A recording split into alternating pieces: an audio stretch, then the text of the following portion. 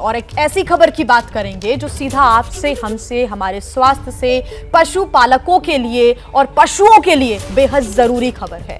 देश में इन दिनों 12 राज्य लंपी वायरस की मार झेल रहे हैं और सबसे ज्यादा मार राजस्थान पर पड़ी है। हजारों गायें अब तक दम तोड़ चुकी हैं। पशुधन को बचाने में लापरवाही, पशुओं पर वायरस की मार की पूरी पड़ताल हमारी इस रिपोर्ट में देखिए। इस तस्वीर को पहले गौर से देखिए। अगर अब भी इस मंजर को नहीं समझ पा रहे हैं तो हम आपकी सहूलत के लिए तस्वीर को थोड़ा और करीब से दिखाते हैं।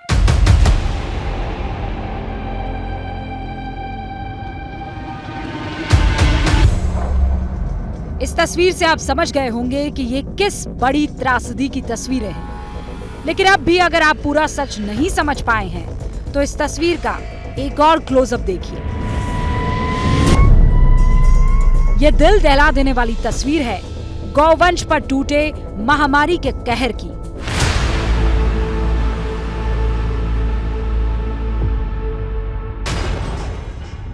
सैकड़ों नहीं बल्कि हजारों की संख्या में यहाँ गौवंश के शव ऐसे ही सड़ रहे हैं और हर रोज इस संख्या में सैकड़ों का इजाफा हो भी रहा है।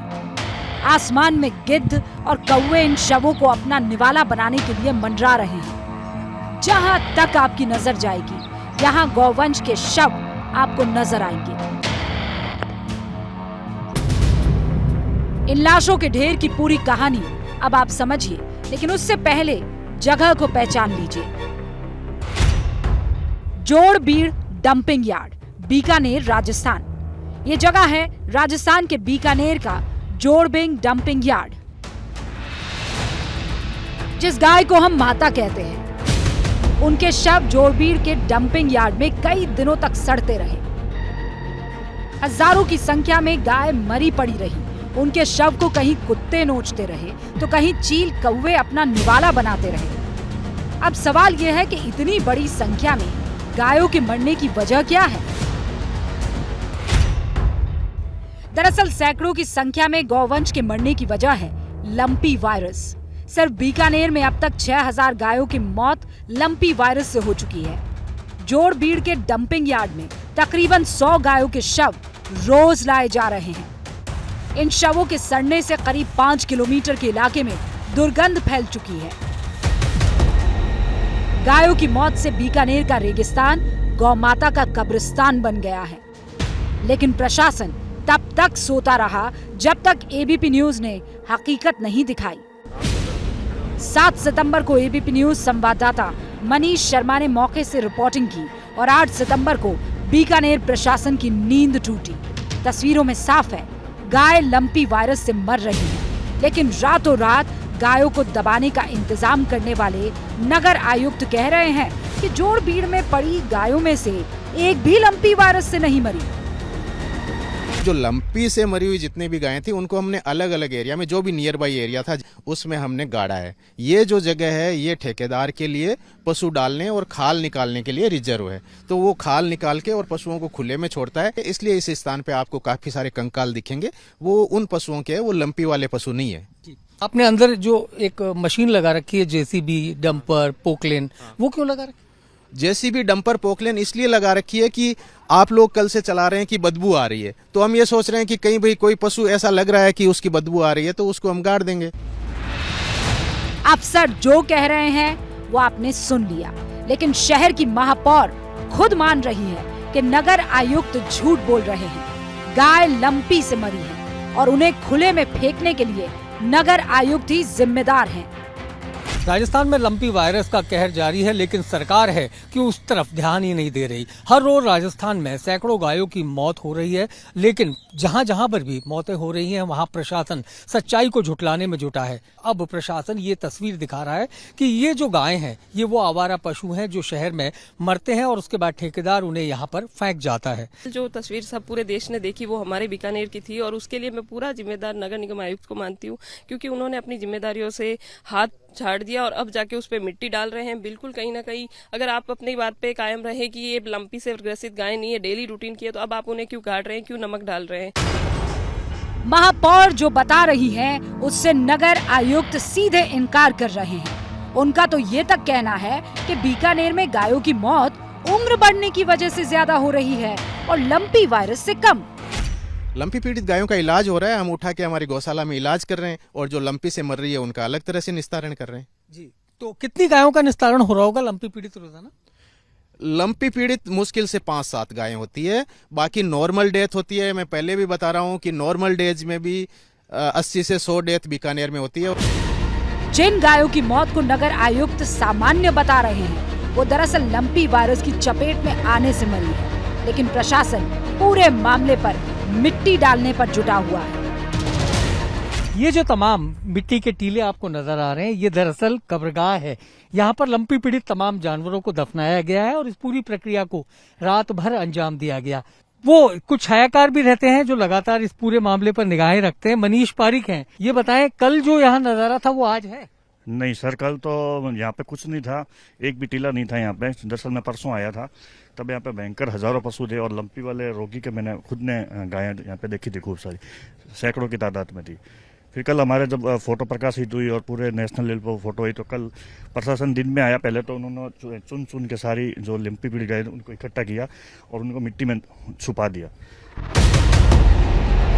सरकारी अमले का झूठ खुद कैमरा उजागर कर रहा है, लेकिन बीकानेर के नगर आयुक्त बड़े विश्वास के साथ कह रहे हैं कि लंपी वायरस महामारी से ये गाय मरी ही नहीं है।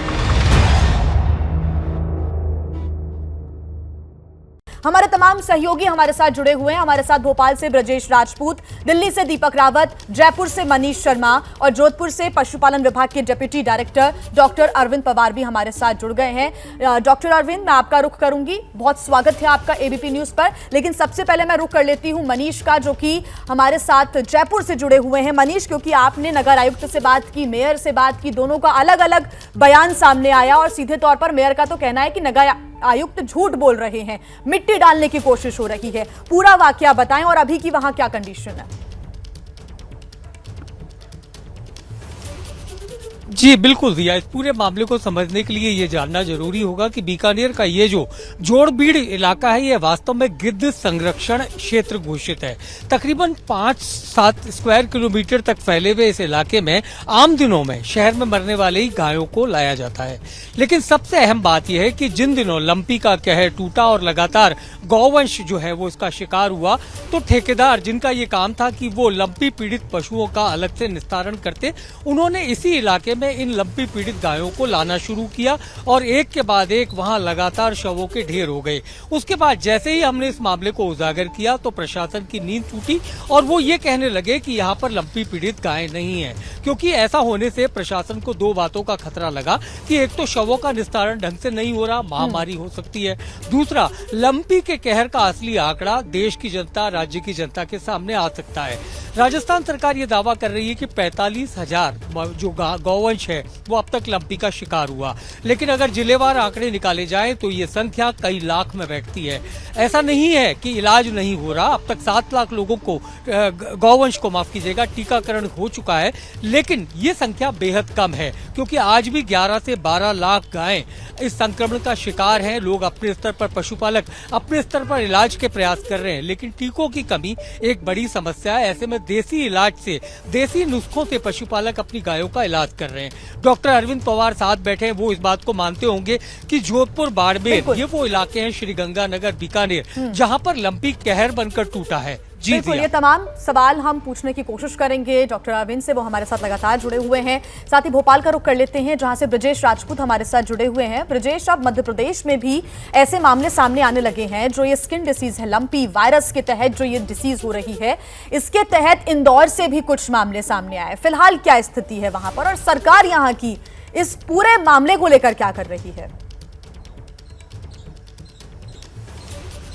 देखिए जी, हम जहाँ तक मध्य प्रदेश की बात करें तो मध्य प्रदेश में लंपी बहुत नियंत्रित तरीके से है। सीमावर्ती जिलों पर अलर्ट घोषित किया है।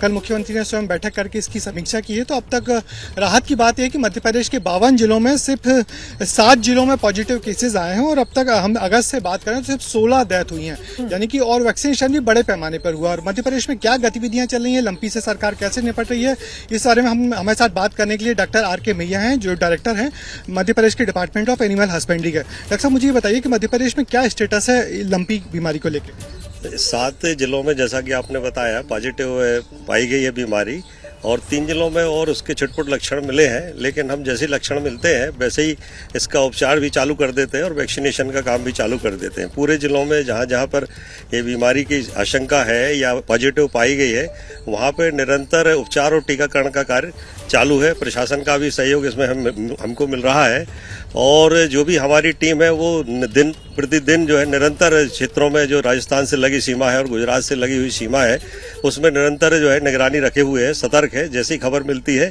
वैसे ही तत्काल कार्रवाई की जाती है। ये जानना चाहता हूँ कि जैसे राजस्थान में तो काफी सारी मौतों की खबर है, मध्य प्रदेश में अब तक कितनी मौतें हुई हैं? हमारे यहाँ अभी तक 2117 जो है पशुधन गाय जो है वो इससे प्रभावित हुई थी और जिसमें से हमने उपचार करके वो 1717 की रिकवरी कर ली है और 4 अगस्त से लेके अभी तक आज 10 सितंबर तक मात्र 16 मौतें हुई हैं और जिसकी रिपोर्ट हमने केंद्र सरकार को। वैक्सीनेशन क्या स्टेटस है? वैक्सीनेशन सभी जिलों में चल रहा है और अभी तक हमने 75,000 वैक्सीनेशन जो है कर लिए हैं जो प्रभावित क्षेत्र है उनमें।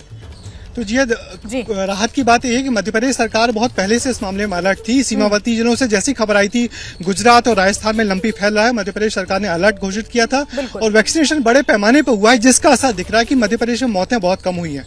जी ठीक, तो ये कदम पहले से उठाए जाना चाहिए थे, लेकिन किसी किसी राज्य में ये कदम पहले से नहीं उठाए गए, जिसमें सबसे बड़ा उदाहरण राजस्थान का है, जहां पर अलग अलग इलाकों में इस तरह से जो गाय के शव हैं वो पड़े हुए हैं, जिसकी वजह से इन्फेक्शन फैल सकता है, उसको ठीक तरह से दफनाया नहीं गया। और जोधपुर से यानी कि राजस्थान से ही पशुपालन विभाग के deputy director doctor Arvind Pawar हमारे साथ जुड़े हुए हैं। डॉक्टर अरविंद, सबसे पहले तो मैं यही जानना चाहूंगी कि जब आप किसी गाय के शव को, और वो लंपी वायरस से ग्रसित है, उसको ऐसे ही डाल देते हैं तो उससे कितना ज्यादा खतरा और बढ़ जाता है?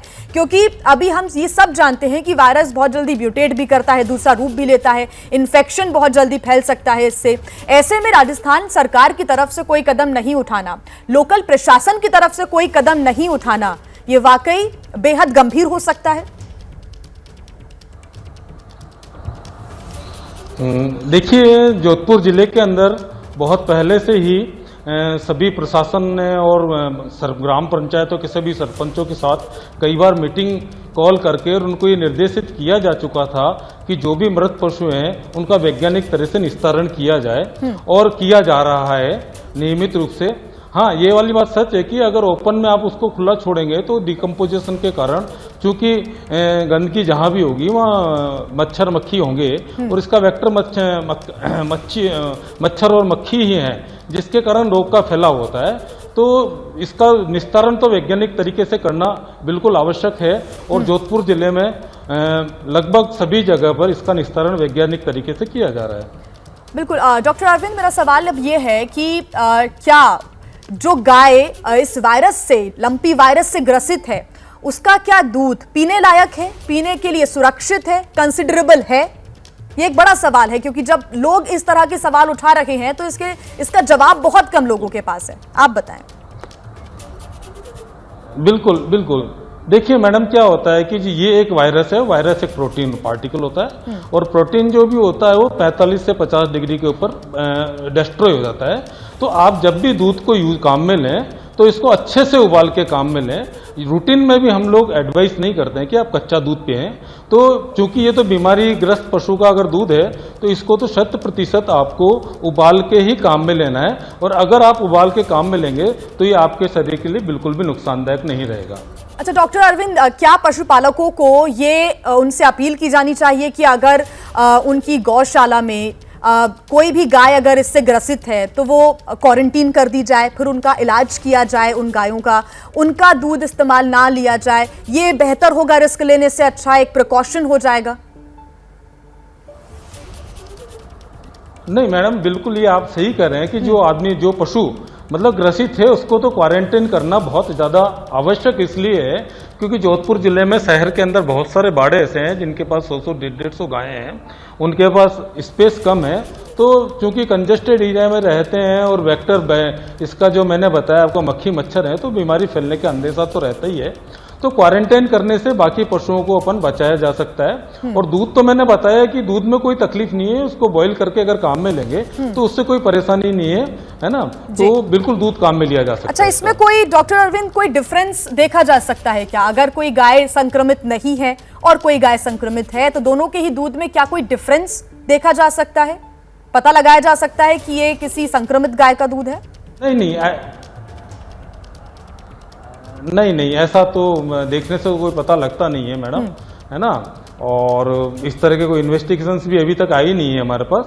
आएंगी तो बिल्कुल आप लोगों के साथ जरूर शेयर करेंगे। बिल्कुल। अब एक सवाल और उठता है कि जब लंपी वायरस किसी गाय को होता है तो गर्दन, मुंह और गुप्तांग में ज्यादातर ऐसे दाने देखे गए हैं जो कि घाव में तब्दील हो जाते हैं। क्या ये दूसरी गाय पर भी इसका असर होगा? ऐसे में इलाज को लेकर आप पशुपालकों से क्या अपील करना चाहेंगे ताकि वो, क्योंकि अभी बहुत कम अवेयरनेस है कई जगह पर, वो अवेयर हो सके? जी मैम, देखो सबसे पहली बात तो है कि जो भी कोई वायरस इन्फेक्शन होता है ये पशुओं की इम्यूनिटी लो करता है, और इम्यूनिटी लो होने के कारण क्या होता है, सेकेंडरी इन्फेक्शंस ज़्यादा डेवलप होते हैं। और जो भी सेकेंडरी इन्फेक्शंस डेवलप होते हैं, पशुओं की मृत्यु सेकेंडरी इन्फेक्शन के कारण होता है। वायरस का तो एक इंक्यूबेशन पीरियड होता है, उस इंक्यूबेशन पीरियड को अगर वो क्रॉस कर जाता है तो उसकी मृत्यु का चांस कम होता है। और जिसका इंक्यूबेशन इम्यूनिटी कम होती है तो उसके अंदर ये वायरस अपना प्रकोप छोड़ता है, और उसको साथ साथ अगर कोई द्वितीयक लक्षण, अगर किसी दूसरी बीमारी के लक्षण डेवलप हो जाते हैं तो वो उसका मृत्यु का कारण बनते हैं।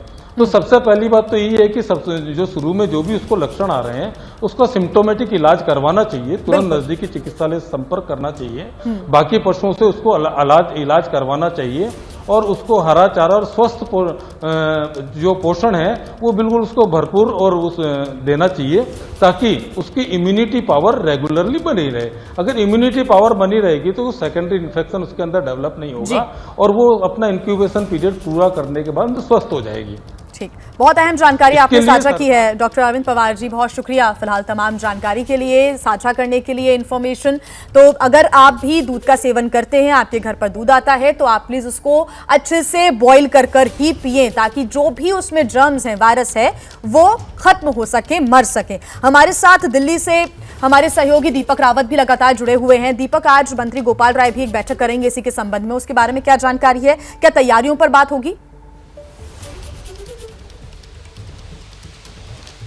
जी, साफ तौर पर गोपाल राय पशुपालन विभाग के मंत्री हैं और ये उनका घर है जहां पर मीटिंग 11 बजे शुरू होनी थी और मीटिंग लगभग खत्म होने वाली है। थोड़ी देर बाद प्रेस कॉन्फ्रेंस होंगी। इस बीच बड़ी खबर ये है जिया कि दिल्ली में जो अब तक मामले नहीं सामने आए थे, अब दिल्ली में भी लंपी वायरस के मामले सामने आए हैं, और यही वजह है कि अब जो दिल्ली सरकार है वो अलर्ट मोड पर है। मंत्री ने बैठक बुलाई है ये जानने के लिए कि कितनी संख्या में जो है वो पशु संक्रमित हुए हैं और अब इससे कैसे निपटना होगा। निपटने के लिए बहुत ज़्यादा कोशिशें करनी होंगी क्योंकि बहुत तेजी से फैल रहा है। इसके लिए जगह निर्धारित करनी होगी। अगर कोई संक्रमित गाय है वो मर जाती तो उसे कहाँ दफनाया जाना चाहिए, वैक्सीनेशन को लेकर क्या तैयारी होगी उसको लेकर भी जानकारी उनको देनी पड़ेगी। वेटरनरी डॉक्टर्स की कमी होती है अक्सर, ये इस वजह से संक्रमण बहुत तेज़ी से फैलता है, उसकी कैसी संख्या बढ़ाई जाएगी, कैसा उसका इंतजाम किया जाएगा, उसको लेकर जानकारी दी जाएगी। तो साफ तौर पर जो गोपाल राय हैं वो अधिकारियों से बैठकर ये समझने की कोशिश कर रहे हैं कि ये कितनी तेज़ी से फैल सकता है, दिल्ली में क्या स्थिति है और दिल्ली में अगर ये केसेस आए हैं तो कितनी संख्या में आए हैं और आगे हमें कैसे इस पर काम करना ताकि दिल्ली में ज्यादा जो पशु हैं वो संक्रमित ना हो सके। ठीक दीपक, बहुत शुक्रिया आपका तमाम जानकारी के लिए। इस बैठक के बाद क्या कदम उठाए जाते हैं इस पर भी हमारी नजर रहेगी। आप सभी का बहुत शुक्रिया हमारे साथ जुड़ने के लिए, तमाम जानकारी के लिए। तो तमाम जो स्टेप्स हैं, जो एहतियात हैं, वो आपको बरतने होंगे, उठाने होंगे। घर में गाय है तो हाइजीन का ध्यान रखें, दूध का सेवन करते हैं तो ठीक से उबाल कर उसका इस्तेमाल करें, सुरक्षित रहें। जैसे ही घड़ी का काटा दोपहर 2:30 पे आए, बबीता जी का दिल सास बहू साजिश के लिए मचल जाए। और ये है इनकी बहू, पूरे दिन ऑफिस की टेंशन हो जाए गॉन जब ये करें अपना फेवरेट शो फ्री टाइम पे ऑन। इनकी तरह आप भी देखिए अपना फेवरेट शो अपने टाइम पर और डाउनलोड कीजिए एबीपी लाइव ऐप अपने स्मार्ट टीवी पर।